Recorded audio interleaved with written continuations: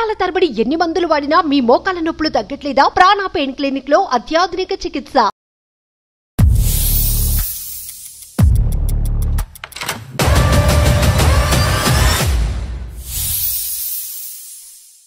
అందమైన జీవితం కార్యక్రమానికి స్వాగతం. నమస్తే కళ్యాణ్ చక్రవర్తి గారు. కళ్యాణ్ చక్రవర్తి గారు, సహజంగా అనుభవం చాలా విషయాలు చెప్తూ ఉంటుందండి.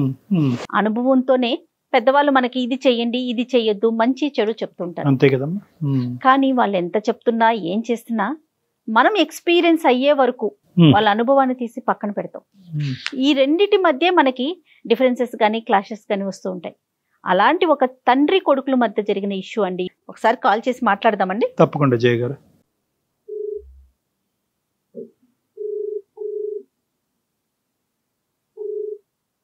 హలో, ఎవరండి? హలో, నమస్తే అండి. నేను జయానండి, అందమైన జీవితం ప్రోగ్రామ్ నుంచి కాల్ చేస్తూ ఉన్నాను. నమస్తే అమ్మా. నమస్తే అమ్మా. నమస్తే, రామరాజు గారేనండి మాట్లాడేది? అవునమ్మా, నేనే రామరాజు. అవునమ్మా. అదే నాతో పాటు డాక్టర్ కళ్యాణ్ చక్రవర్తి గారు ఉన్నారు. నమస్కారం డాక్టర్ గారు. నమస్తే రామరాజు గారు. అయ్యా నమస్కారం సార్. నమస్తే నమస్తే. పెద్దవారిలా ఉన్నారు. ఎంత సార్ వయసు? అయ్యో, నా వయసు 60 దాటిపోయింది సార్. 60 దాటిని. జాబ్ చేస్తున్నారా? ఏం చేస్తుంటారు మీరు? అంటే నేను చేసేవాడిని అండి, ఒక ప్రైవేట్ ఫర్మ్ లో చేసేవాడిని. రిటైర్ అయిపోయాను. అందులో కూడా ఏం లేదు, ఖాళీగా ఉన్నాను ప్రస్తుతం. ఎంతమంది పిల్లలు సార్? నాకు 2 పిల్లలు సార్. ఒక బాబును తర్వాత ఒక పాప. అదే ఇప్పుడు ఆ సమస్య కోసమే ఒక ఇష్యూ ఉంది, దానికోసం మాట్లాడదామని. అంటే నాది మధ్యతరగతి కుటుంబమే సార్. ఒక ప్రైవేట్ ఫర్మ్ లో జాబ్ చేసేవాడిని. చేస్తే ఆ ప్రైవేట్ ఫర్మ్ లో జాబ్ ద్వారా ఏదో కొంత సంపాదించి ఇలాగ ఆ కుటుంబాన్ని, నేను నా భార్య 2 పిల్లలు. దాంతో పాటు ఏంటంటే ప్రైవేట్ జాబ్ యాక్చువల్ గా జనరల్ షిఫ్ట్ లాగే ఉంటుంది. అది అయిన తర్వాత ఏంటంటే నాకంటూ ఒక హాబీ, ఇది నాటక రంగం అంటే మొదటి నుంచి ఇష్టం అమ్మ నాకు. ఒకటి జనంతా చేత పొగడ్తలు వచ్చి మిగిలాయి. అది తర్వాత వెనక్కి తిరిగి చూస్తే నేను ఆర్థికంగా ఏవి దాని ద్వారా సంపాదించింది ఏం లేదమ్మా. చివరికి ఏంటంటే నాటక రంగంలో నేను సాధించింది ఏంటంటే ఆ చప్పట్లేనమ్మా మిగిలిన. అదేలేండి. ఓకే. అబ్బాయి ఒక బిఎస్సి కంప్యూటర్స్ చేసాడమ్మా. వీడేంటంటే మరి ఏంటి కారణం ఏంటంటే మరి నా ఇన్ఫ్లుయెన్స్ పడుతుందో మరి ఏం పడిందో నాకు తెలియదు కదమ్మా. మొదటి నుంచి నేను ఇలాగా సినిమా రంగం వైపు వెళ్తాను, నాకు దృష్టి అంత అడ్డే ఉంది, నేను ఇంకో జాబ్ చేయనని పట్టడం మొదలు పెట్టాడు. అదేలేండి. చివరికి నా జీవిత జయం ఇదే, నేను నటుడిగా అవ్వాలి. తన ఇష్టం కదండి, అది ఒక మంచి ఆలోచనే కదా. మనం దాన్ని కాదంటంలో ఏముంది? కరెక్టేనమ్మా, కరెక్టే, మీరు అన్నది కరెక్టే. ఈ రంగంలో నేను సాధించింది ఏంటి అంటే ఓన్లీ చెప్పట్లేని చెప్పాను కదా, అది వాడికి అర్థం కాలేదు. దీంట్లో వాడిని ఎంకరేజ్ చేద్దామని అంటే రేపు వాడి భవిష్యత్తు గురించి ఏంటమ్మా, ఆ రోజు అంటే నాకు చిన్న జాబ్ ఉంది, దాంతో కుటుంబాన్ని పోషణ చేసేవాడిని. ఇప్పుడు అది కాదు కదా, వీడికి అది కూడా లేకుండా ఏమీ లేకుండా వాడు కాళ్ళ మీద ఎలా బతుకుతాడమ్మా. నాకంటూ పెద్ద ఆస్తిపాస్తులు ఉన్నాయనుకోండి. రామరాజు గారు, అయ్యా ఎంత వయసు బాబుది? బాబుది 26 సంవత్సరాలు. 26 సంవత్సరాలు. ఎప్పుడన్నా బిఎస్సి కంప్యూటర్స్ అయిన తర్వాత జాబ్ చేశాడా బాబు? లేదండి, మొదటి నుంచి జాబ్ కోసం ఏ ప్రయత్నం చేస్తారో నేను నాకు ఇష్టం లేదు, నేను జాబ్ చేయను, జాబ్కి వెళ్ళను, ఇదే మాట. సో మీ ఎగ్జాంపుల్ అయితే బాబు తీసుకోలేదు. అంటే మీరు ప్రైవేట్ జాబ్ చేస్తూ నాటక రంగంలో ఉండేటటువంటి తీరుని మీ అబ్బాయిలో చూడలేదు. మీ అబ్బాయి మొదటి నుంచి ప్యాషన్ అనేది కేవలం సినిమాలు చేయాలి అనేటటువంటి ఉద్దేశం. ఏమైనా అవకాశాలు వచ్చినాయి? అంతే ఏమైనా అవకాశాలు వచ్చినాయి? అదే ఉందండి. అంతే, అవకాశాలు. ఏ విధంగా జాబ్ చేద్దాం ప్రయత్నం చేశానండి, ఏదో జాబ్ లో ఇంక్లూడ్ చేద్దామని చూశాను. ఇది ఎప్పుడైతే స్ట్రాంగ్ గా ఉందో, నేనేమో ఈ కుటుంబానికి సంబంధించినంత వరకు ఏదో కొంచెం ఉన్న పొలంగా అది అమ్మి ఆ విధంగా సంబంధించిన డబ్బులన్నీ కూడా ఒక దగ్గర పెట్టుకున్నాను. పెట్టుకుంటే అందులోని కొంత ఫిక్స్ చేసి కొంత అమౌంట్ ఏమో యువతల అమ్మాయి మ్యారేజ్ ఒకటి ఉంది, వీడి భవిష్యత్తు కూడా ఇలా ఉంది, ఏం చేయాలి, ఎన్ని తజ్జులు బజ్జులు పడుతున్న టైంలో వీడు ఏం చేశాడంటే, నేను ఆ ఫ్యాషన్ కోసం దాని మీద అందులో దృష్టిలో పెట్టుకొని ఈ 50 లక్షలు పట్టుకొని వెళ్ళిపోయాడండి. పట్టుకుని వెళ్ళిపోయాడా అండి? పట్టుకొని వెళ్ళిపోయి నేను ఇందులో సాధిస్తాను, సాధించి నేను వస్తాను అక్కడికి, అప్పటి వరకు నేను వదలను, ఈ రంగంలో నేను ఎలాగైనా సరే నా టాలెంట్ నిరూపించుకుంటాను, నన్ను నేను నిరూపించుకుంటాను అని చెప్పి వాడు వెళ్ళిపోయాడండి. అది కదా 50 లక్షలు అంటే కనుక ఒక చాలా పెద్ద అమౌంట్, అంత అమౌంట్ మీ ఇంట్లో ఉందా? క్యాష్ రూపాన్ని పట్టుకెళ్ళిపోయాడా? ఎలాగా? నాకు ఒక ఎకరున్నర పొలం ఉందండి, మా తండ్రి ద్వారా వచ్చింది. ఆ ఎకరున్నర పొలాన్ని నేను అమ్మేశాను. 1.5 ఎకరం అమ్మాను అని మీరు అంటున్నారు. అయ్యా, ఇది ఏ పర్పస్ గురించి మీరు అమ్మారు సార్? అది యాక్చువల్ గా ఏంటంటే నాకు ఉన్నది అది ఒకటి పిల్ల పెళ్లి ఉంది. పెళ్లి ఓకే, పిల్లకి పెళ్లి ఉంది. ప్లస్ అది కాకుండా ఏంటంటే కుటుంబ పోషణకి కానీ దీనికి కానీ నాకు దీని మీద ఆధారపడి ఉన్నాను. సో ఆ అమౌంట్ ఎక్కడైనా సరే ఫిక్స్ చేసి ఏదో చేద్దామనే ఉద్దేశంతో అది తీసుకొచ్చి ఆ 75 lakhs ఇంట్లో పెట్టాను సార్. ఒక ఫైన్ డే నేను అయిపోయింది. మొన్నాడు ఎప్పుడో మార్నింగ్ చూసేసరికి అమౌంట్ 25 lakhs ఉంది. ఏమైంది అని చెప్పేసి ఇంట్లో అడగడం ఎన్ని చేశాను, కానీ ఎక్కడ లేదు. బాబు చూస్తే కనిపించలేదు, వాడికి ఫోన్ చేస్తే తీయడం లేదు ఫోను. సరే అని చెప్పి సాయంత్రానికల్లా మళ్ళీ ఒకసారి వాళ్ళకి ఫోన్ చేస్తే సాయంత్రం ఫోన్ తీసాడు. తీసిన తర్వాత నాన్న ఇలాగా ఏంటంటే, అవును నాన్న నేనే తీసుకుని వెళ్ళాను, ఇలా వెబ్ సిరీస్ ప్లాన్ చేస్తున్నాము, అది దానికోసం అని చెప్పేసి నేను తీసుకెళ్ళాను అని చెప్పాడు. సో మీకైతే కొద్దిపాటి డౌట్ ఉంది, మీకు డౌట్ ఉంది అబ్బాయి పట్టుకెళ్తే, ఎందుకంటే ఇంత ఒత్తిడి చేసిన వాడు ఇంకా వేరే మనుషులు ఎవరో ఇంట్లోకి వచ్చి తీసుకెళ్లే ఇది లేదు కాబట్టి బాబే అని మీకు డౌట్ ఉంది. ఎప్పుడైతే ఫోన్ ఎత్తలేదో మీ డౌట్ బలపడింది. ఆవిడ చూసింది, ఏంటిది ఇలా చేసావు, నువ్వు రా ముందు డబ్బులు తీసుకుంటా మనం మాట్లాడుకుందాం అని చెప్పేసి నేను చెప్పాను. చెప్తే నేను ఇప్పుడు ప్రస్తుతం మాత్రం రాలేనన్నా, నేను ఈ పనిలో ఉన్నాను, నేను వచ్చి మీతో మాట్లాడతాను, మీరే దాన్ని వరి అవ్వాల్సిన అవసరం లేదు, డబ్బు నా దగ్గర ఉంది, నేను ఆ పని మీద ఉన్నాను అని చెప్పాడు సార్.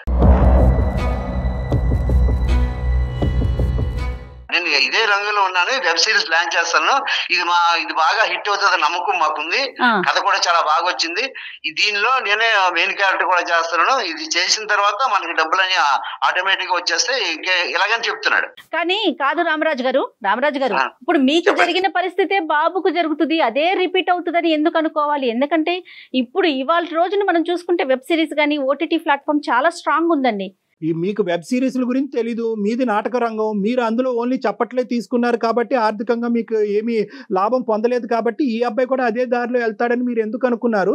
ముందు నుంచే ప్రోత్సహించుంటే కనుక దొంగతనం వరకు వచ్చి ఉండేది కాదని మేడం అభిప్రాయం. అది కాదమ్మా, అది కాదు. ఎందుకంటే ఇక్కడ ఒక విషయం అమ్మా, మనకున్న ఆర్థిక వనరులు ఒక ఫిక్స్డ్ అంతే, అంతకు మించి ఆర్థిక వనరులు లేవు. ఈ 50 లక్షలు అయిపోతే వాడి బతుకుపోతుంది, యువతల ఇంట్లో కూడా ఇబ్బంది పడిపోతాడు, ముఖ్యంగా వాడు కూడా పాడైపోతాడు కదా. సరే, కాన్సెప్ట్ అర్థమైంది. ఇప్పుడు ప్రెసెంట్ ఎక్కడికి వెళ్ళాడు, 50 లక్షల పరిస్థితి ఏంటి, ఏ ఊర్లో ఉన్నాడు, ఇతనితో పాటు జత కలిసినటువంటి బ్యాచ్ ఏంటి, అది కరెక్ట్ బ్యాచా, అది కూడా ఇంకో విధమైనటువంటి బ్యాచా? అది ఎక్కడో లేడు సార్, వాడు హైదరాబాద్ లో ఉన్నాడు. హైదరాబాద్ ఉన్నాడు, ఎప్పుడు వెళ్ళినా సరే ఫోన్ చేస్తే తర్వాత మాట్లాడతాను, నేను బిజీగా ఉన్నాను, కథా డిస్కషన్ లో ఉన్నాను, ఇలాగే చెప్తున్నాడు తప్ప రావడం లేదు సార్. నేను ఆ రిస్క్ తీసుకోలేకపోతున్నాను, ఒక రకమైన భయంతో ఉన్నాను. ఎందుకంటే ఏమో ఎంతో మంది ఎన్నో రకాల ఉదయం లేచిన దగ్గర నుంచి చూస్తున్నాను. ఎన్ని రోజులు అవుతుందండి రామరాజు గారు, ఎన్ని రోజులు అవుతుంది? నెల అయిపోయిందమ్మా. ఎక్కడున్నాడో లొకేషన్ కూడా తెలీదా? ఒకసారి ఇంటికి వెళ్ళకపోయారా?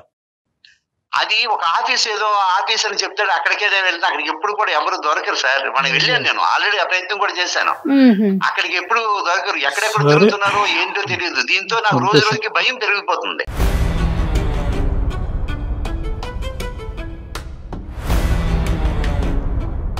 ఈ రోజు మీరు మాకు చేసిన దానికి ప్రధాన ఉద్దేశం ఏంటి సార్?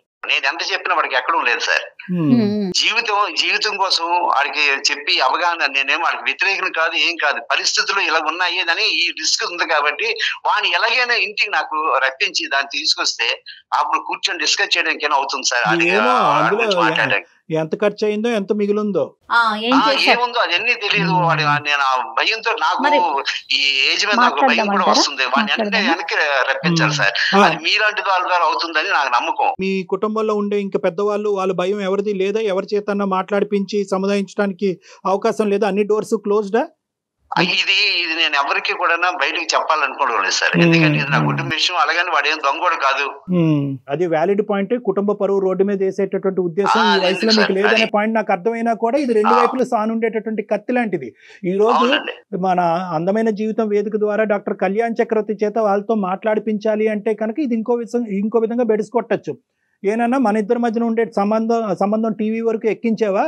ఈ రోజు కాకపోతే రేపైనా వచ్చి నీకు లెక్క అయితే చెప్పుండేవాడిని కదా, నేను ఫెయిల్ అయినప్పుడు మాట కదా, నేను ఆల్రెడీ ఫెయిల్ అయ్యానని నువ్వు తండ్రికి ఎలా అనుకుంటావు అని చెప్పి తల్లిదండ్రుల మధ్యన ఉండేటటువంటి బంధం ఇంకా పోతాదేమో అనేటటువంటి భయంతో నేను ఇది అడుగుతున్నాను. పర్వాలేదు, ఆ విధంగా దారి తీయదు అనుకుంటే కనుక మేము కమ్యూనికేట్ చేస్తాం. ఇక్కడ ఒక మాట సార్, ఎందుకంటే నేను చూశాను చాలా మంది జీవితాలని మీరు చక్కబెడుతున్నారు. బాబు పేరేంటి? మీ అబ్బాయి పేరు? భరత్ అండి.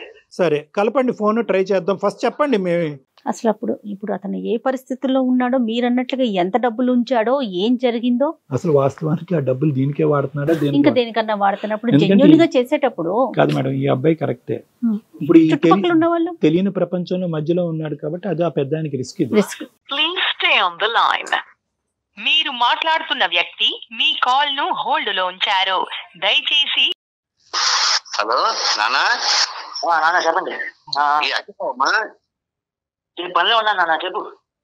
అది కాదురా, ఎప్పుడైనా సరే పనిలో ఉన్నాను ఇదని చెప్తావు. మాట్లాడడం కూడా, నాతో మాట్లాడడం కూడా కష్టం ఏంట్రా? విషయం చెప్పండి, నేను ఎత్తాను కదా ఫోన్, చెప్పండి. చెప్తాను. ఎక్కడున్నావు? అదే రైన్ భోజనం చేస్తున్నావా? ఎక్కడికి? ఏదో చిన్న స్టోరీ ఫిట్టింగ్ లో ఉన్నాను, చెప్పండి. ఏంటి కాదు, ఇప్పుడు నువ్వు అమౌంట్ తీసుకెళ్ళావు కదా నాన్న, ఇదే విషయం గురించి రోజు మనం మాట్లాడుతున్నావా? మళ్ళీ కొత్తగా ఏముంది ఇప్పుడు మాట్లాడడానికి? అలా కాదు నాన్న, నీకు ఒకటి అర్థం కావడం లేదు. ఇప్పుడు నేను ఏం చెప్పినా నువ్వు అదే మాట ఎప్పుడు రిపీట్ చేస్తున్నావు. ఇక్కడ నాకు మా ఆత్మీయులు ఒక డాక్టర్ గారు ఉన్నారు. ఆయన ఇప్పుడు విను, ఒకసారి ఆయన నీతో మాట్లాడుతూ అన్నారు. ఎందుకంటే ఒక శ్రేయోభిలాష ఆయన, మన కుటుంబానికి శ్రేయోభిలాష లాంటి వారు. ఒకసారి ఆయనతో మాట్లాడు, నా మాట విను, చెప్పింది విను. భరత్ చెప్పండి సార్. భరత్ నాన్నగారు పాపం అంటే ఇంకా డబ్బులు ఇంట్లోంచి వెళ్ళిపోయినాయి. పోనీ స్థిరపడినటువంటి కొడుకు డబ్బులు తీసుకెళ్లి ఎక్కడో ఒక మంచి చోట పెట్టుబడి పెట్టి అంటే కనుక కాదు, అతనికి నమ్మకం లేనటువంటి ఒక వ్యాపారంలోకి, ఒక అంశంలోకి మీరు ఆ పెద్ద మొత్తంలో డబ్బులు తీసుకెళ్లి అతను మానసికంగా ఒక క్షోభకి గురి చేయటం వల్ల అతను కొద్దిగా తడబాటు పడి టెన్షన్ పడుతూ మాకు ఫోన్ చేశారు నాన్న. సో చాలా సందర్భాలు ఇక్కడ ఒక విషయం సార్, ఆయనకి నమ్మకం లేకపోవచ్చేమో కానీ నాకు నా మీద పూర్తిగా నమ్మకం ఉంది. ఆ విషయం ఆయనకి చాలాసార్లు చెప్పాను. మేము మీ ప్యాషన్ కి వ్యతిరేకం కాదు, కానీ ఈరోజు అవసరం వర్సెస్ ప్యాషన్. డబ్బు ఇక్కడ అవసరం. అక్క పెళ్లికో చెల్లి పెళ్లికో డబ్బులు ఇక్కడ అవసరం, నెంబర్ 1. నెంబర్ 2 వర్సెస్ మీ ప్యాషన్. మీ ప్యాషన్, మీ కళ నిజం అవ్వాలి అంటే కనుక ఆ డబ్బులు మీకు అవసరం. అట్లీస్ట్ నాన్న ఇంత మొత్తం తీసుకెళ్ళాను, నాన్న ఈ మొత్తాన్ని దీనికి అవసరం, ఈ అవసరానికి నేను వాడాను, ఇది లెక్క, ఇంత మిగిలింది. ఒక విషయం పెద్ద ఆయన ఫోన్ చేస్తేనే మీరు ఫోన్ కట్ చేసేసి నేను కథలో ఉన్నాను బిజీ అంటే కనుక ఎవరబ్బా సొమ్ము అనేటటువంటి ప్రశ్న ఇక్కడ వస్తుంది. ఇది అతను కష్టం కాదు సార్. నేను ఒక విషయం చెప్తాను వినండి. నేను ఆయనకి చెప్పకుండానే డబ్బులు తీసుకెళ్ళిపోలేదు. నేను ఆయనకి ఎన్నోసార్లు అడిగాను, ఆయన ఎవరినో అంటే నాకు ఎంత అవసరం కాబట్టి నేను తీసుకెళ్ళాను.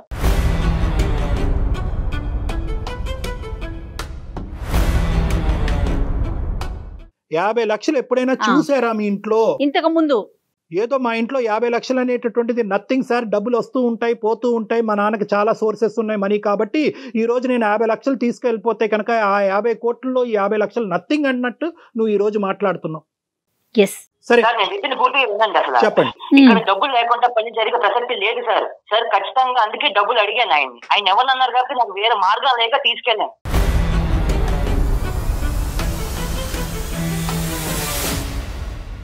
నేను డబ్బు తీసుకెళ్లిపోయింది. ఇక్కడ ఇండస్ట్రీ అనేది ఎంతో మందికి, కొన్ని లక్షల మందికి ఫుడ్ పెట్టింది సార్. నాకు నా మీద ఆ 1,00,000 మందిలో నేను ఎందుకు ఉంటానన్న ఉద్దేశంతో నేను కూడా వెళ్ళాను. ఆయన కొంచెం నమ్మకం పెట్టి కొంచెం టైం పడుతుంది కానీ నేను సాధించుకొచ్చి తీసుకెళ్లిన దానికంటే రెట్టింపు సంపాదించి ఆయన ముందుకు వస్తాను. ఆ విషయం ఆయనకి చాలాసార్లు చెప్పాను కూడా.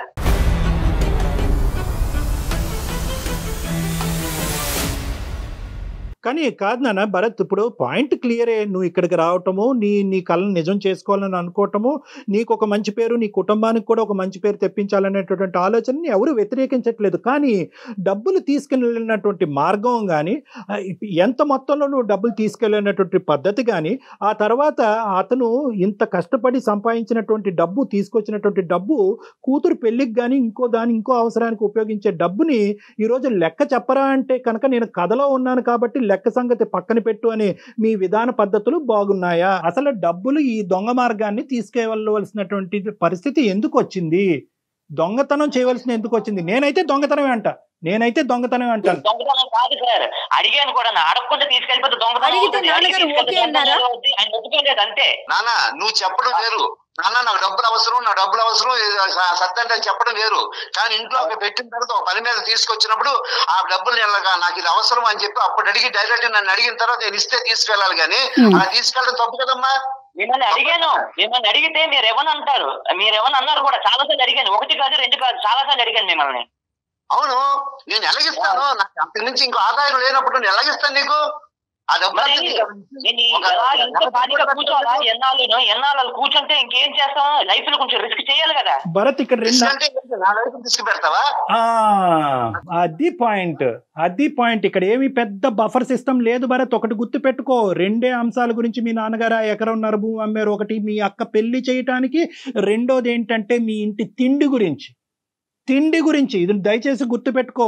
ఒక 25 లక్షలు వదిలేసావు, చాలా సంతోషం. ఆ 25 లక్షలతో బహుశా మీ సిస్టర్ యొక్క మ్యారేజ్ చేస్తాడేమో, కానీ రేపొద్దున తిండి పెట్టే నాదుడు ఎవరు? మీ నాన్నకి. నాకు కొంచెం టైం ఇస్తే నేను ఎంతో సంపాదించి ఆయనకి తిండి పెడతాను. కొంచెం పస్తులు ఉండమంటావు? అది పద్ధతి కాదు కదా. ఈ విషయం గురించి అయితే అసలు నేను ఫోన్ ఎత్తేవాడిని కాదు నాన్న. నేను ఏదో పనిలో ఉన్నాను, మీరు ఏదో ఫోన్ చేశారు కదా అని ఎత్తాను. అసలు ఏదో ఆర్థికంగా ఏదో గొప్ప స్థితిగతులతో ఉండేటటువంటి కుటుంబం గురించి మనం మాట్లాడట్లేదు. బిలో మిడిల్ క్లాస్ ఫ్యామిలీ గురించి మాట్లాడుతున్నారు. ఎంత కష్టపడి ఈరోజు మీ నాన్న ఈ స్థాయి వరకు నిన్ను తీసుకొచ్చాడు అనేటటువంటిది నీకు మాకంటే బాగా తెలుసు.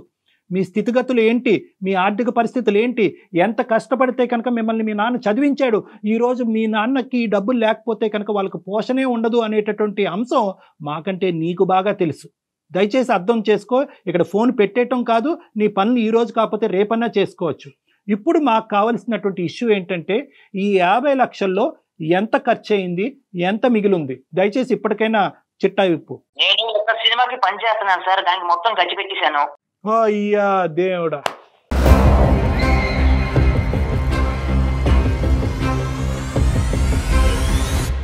దానికి నేను వచ్చిన లాభానికి నేను ఎక్కువ లాభం వస్తుంది, నాకు నా మీద నమ్మకం ఉంది. నేను అంత మించి ఇంకేం చెప్పలేను ఇప్పుడు ప్రస్తుతానికి.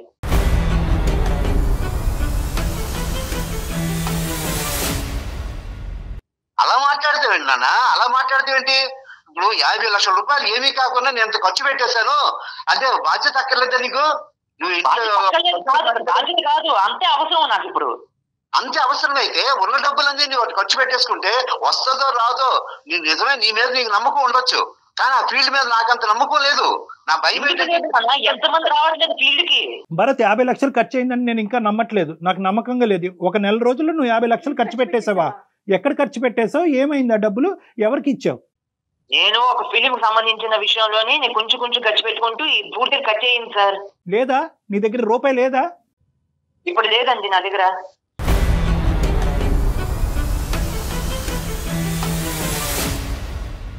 అంటే ఆర్టిస్టులకి మిగతా అంత పేమెంట్స్ అన్ని చేసేసారా? దేనికి ఖర్చు పెట్టడానికంటూ ఒక ఇన్ఫర్మేషన్ ఉంటది కదా. ఒక క్వాలిటీ సినిమా కోసం ప్రొడ్యూసర్ దగ్గర కథ చెప్తే ఆయనకి అడ్వాన్స్ గా ఇచ్చేసానండి. అది అడ్వాన్స్ కి ఇచ్చేసావు ప్రొడ్యూసర్ కి మొత్తం?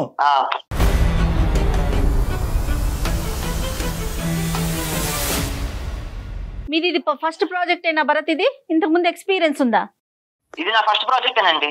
కదా ప్రొడ్యూసర్ ఉంటాయి కదా మేడం, మీకు తెలుసు కదా, టర్మ్స్ అండ్ కండిషన్స్ ఉంటాయి కదా, అగ్రిమెంట్స్ అవన్నీ చేయించుకున్నారా? పక్కాగా చేయించుకున్నామండి. సరే ఒకసారి కాకపోతే ఆయన కొంచెం టైం పడుతుంది ఆగమని చెప్తున్నాను. రోజు ఇదే విషయం ఫోన్ లో మాట్లాడుతున్నానేమో. మీకు మాట్లాడటాకే నాన్నగారితో అంత బాధగా ఉంటే రోజు రూపాయి పోగు చేసి 50 లక్షలు కూడబెట్టుకున్న తండ్రికి చెప్ప చేయకుండా తీసుకెళ్లిపోతే ఆయనకి ఎంత బాధ అనిపించాలి? ఏ భరత్, మాట్లాడటానికే ఇబ్బంది పడిపోతున్నారు. నేను అడిగి విసిగెత్తిపోయి అడగటానికి అది 1 రూపాయి 2 రూపాయలు కాదు కదా నాయన. తమ్ముడు 50 లక్షలు అడుక్కో, ఏదన్నా చేసుకో. కానీ ఆ పెద్ద ఆయన పర్మిషన్ ఇవ్వకపోవటానికి ఒక చాలా బలమైనటువంటి కారణం ఉంది. ఈ రోజు మీకు ఎప్పుడు కూడా మీ జీవితంలో చూడనటువంటి ఒక పెద్ద మొత్తం పట్టుకెళ్ళిపోయావు నువ్వు. ఈ రోజు 50 లక్షలు పట్టుకెళ్ళిపోయి ఒక సమాధానం లేదు, ఎక్కడ పెట్టుబడి పెడుతున్న ఫోన్ పట్టుకెళ్ళిపోయావు. తర్వాత ఫోన్ ఎత్తి అట్లీస్ట్ ఒప్పుకున్నావు, లేదు నాన్న ఎవరో ఇంట్లో పనులు దొంగతనం చేశారని అబద్ధం ఆడకుండా నేనే పట్టుకెళ్ళాను నాన్న అన్నావు. అంతవరకు బాగానే ఉంది. అట్లీస్ట్ నాన్న ఇది తీసుకెళ్తున్నాను, ఇక్కడ పెట్టుబడి పడుతున్నాను, సో అండ్ సో ప్రొడ్యూసర్ చేతిలో పెడుతున్నాను, అగ్రిమెంట్ సైన్ చేయించుకుంటున్నాను, కావాలంటే ఆ ప్రొడ్యూసర్ నేనే నీకు పరిచయం చేస్తానని చెప్పి ఆ మాత్రం చెప్తే ఏమైపోతుంది నాన్న? మళ్ళీ నీ పేక పట్టుకుని నీ డబ్బులు పట్టుకెళ్ళిపోతాడా మీ నాన్న?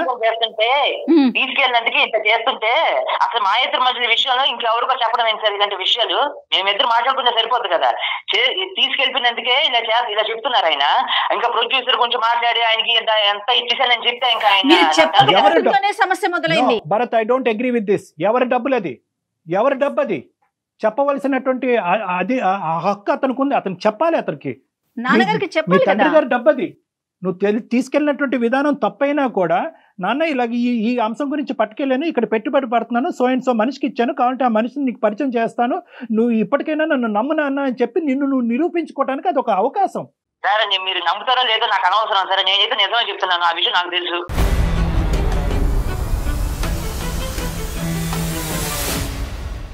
నానా లైన్ లో ఉన్నావు నాన్న? నువ్వు? ఉన్నాను చెప్పు. మీరు 35 సంవత్సరాలు నాటకాల్లో చేసి చేసి చేసి ఏమైనా సంపాదించారా?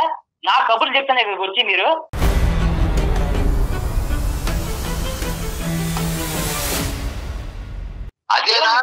చేస్తుందా? ఏదో పనిలో ఉన్నాను, మా ఫోన్ చేశారని మాట్లాడతాను, ఓకే. సంపాదించారా? నేను సంపాదించి నీ ముందు తీసుకొస్తానని చెప్తే మాత్రం నమ్మకం లేదు మీకు. మాట్లాడను నేను సంపాదించి మీ ముందుకు వచ్చినంత వరకు నేను మీతో మాట్లాడను. నేను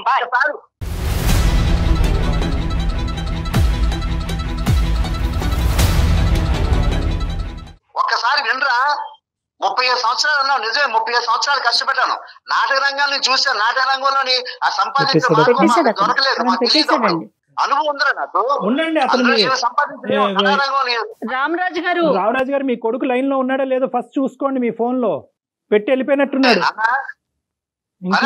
ఇంకేనా అన్న?